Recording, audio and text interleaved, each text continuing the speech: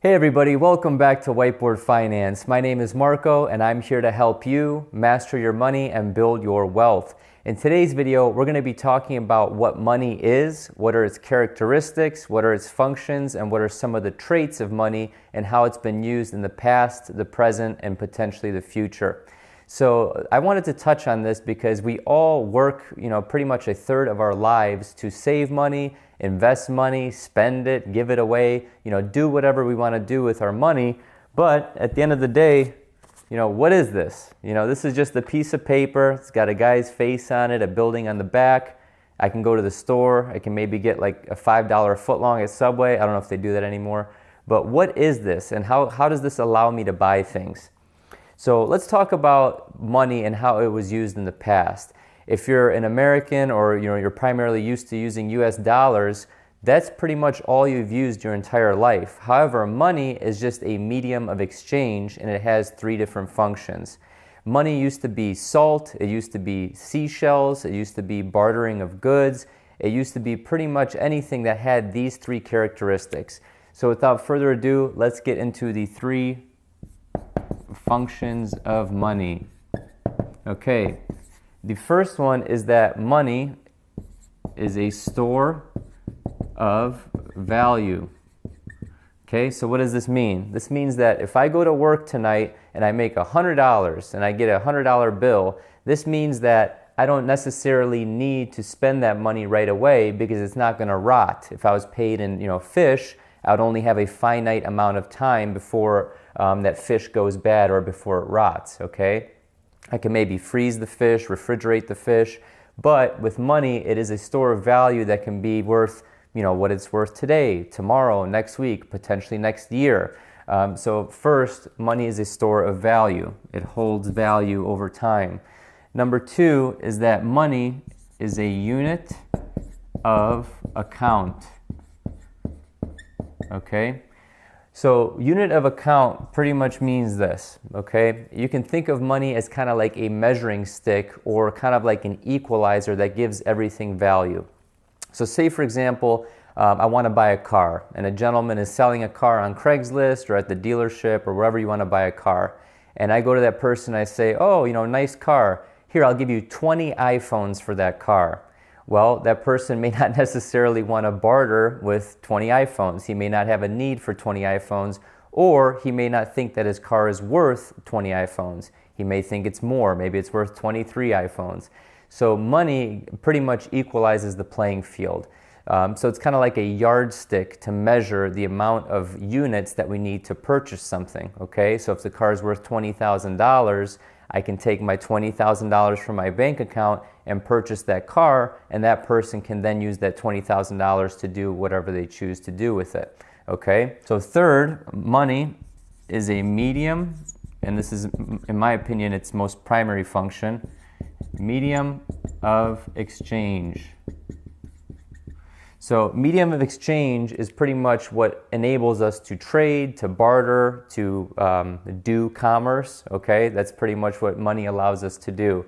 So this means that money, whatever we choose it to be so, in this case, in the United States, it's this right here, it's money, it's a $5 bill or whatever denomination of currency you're using, is that if I go to Costco, for example, or if I go to the grocery store later today, and I got, fish, I got oil, I have salt, I have whatever. I buy all the things that I need to buy at the grocery store. I'm pretty confident that if I go there and I swipe my credit card or if I give them the cash for whatever those things are denominated in, going back to this, the unit of account, it's going to be accepted. So those are the three functions of money. You have store of value, meaning it's worth something. The second part is that it's a unit of account, it's divisible. And then three is that it's a medium of exchange. So let's go into what money was, how it's evolved, and then finally we'll end the video with the characteristics of money. So now that we talked about the three functions of money, let's talk about the different types of money that are out there, okay? So if you remember, I started this video by talking about how people used to trade salt as a medium of exchange. They used to trade seashells, all crazy stuff, cows, for example. This is what we know as examples of commodities, okay? So this could even be gold or silver coins. It could be cows. It could be salt. It could be seashells. That eventually evolved into what we call representative money. Okay, so we went from commodity money to representative money. Representative money was essentially just a certificate or a token that can be exchanged for something of value, like an underlying commodity. So we went from, let's just call this gold, okay, pretend that's a gold coin, to basically a dollar, so the silverback, okay, or a goldback. That used to literally be a claim to silver in a vault somewhere, or gold in a vault somewhere. In 1971, President Nixon took us off of the gold standard, which then pretty much evolved, if you want to use that word, our money into fiat money, okay? So fiat money is a Latin word that literally means let it be so. So it's basically an authority that the government opposes upon the people, fiat currency.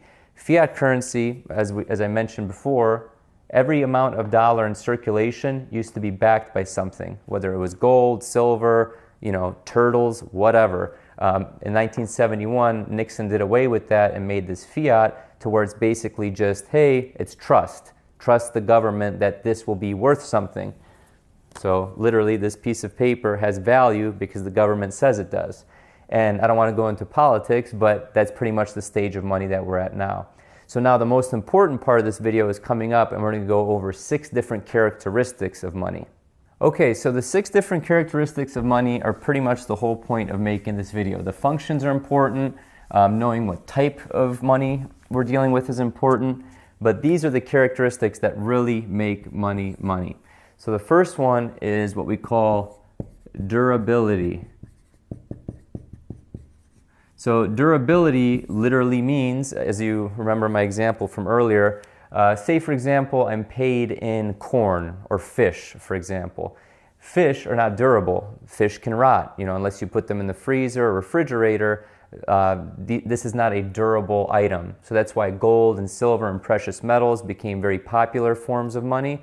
And now this dollar right here, for the most part, these dollars are pretty durable. Yes, they can rip, they can be lit on fire, but, a $5 bill is pretty durable.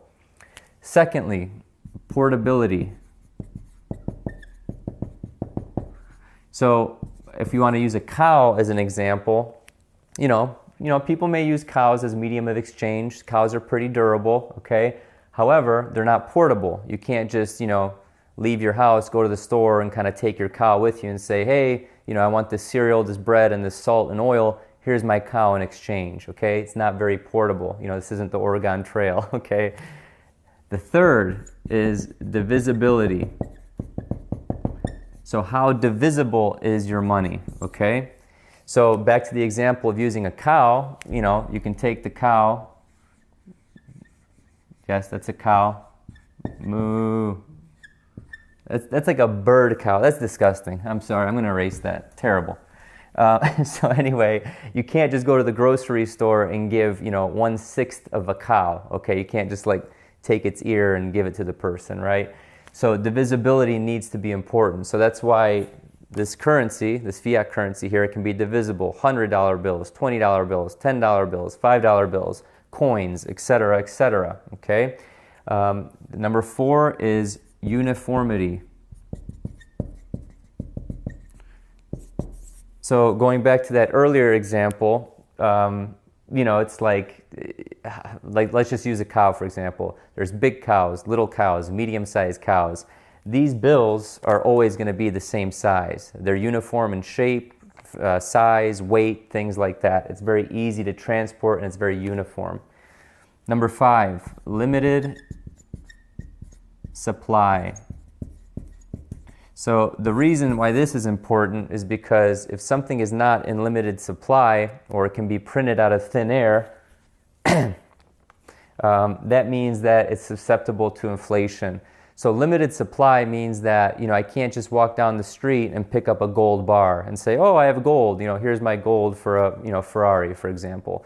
It needs to maintain its value by being limited, okay? So there needs to be a certain amount of effort that needs to be performed to extract the precious metal, to mine the Bitcoin, to be able to extract the type of money and put it into circulation, for example. Now, we have the Federal Reserve, and those things are printed pretty easily, so keep that in mind.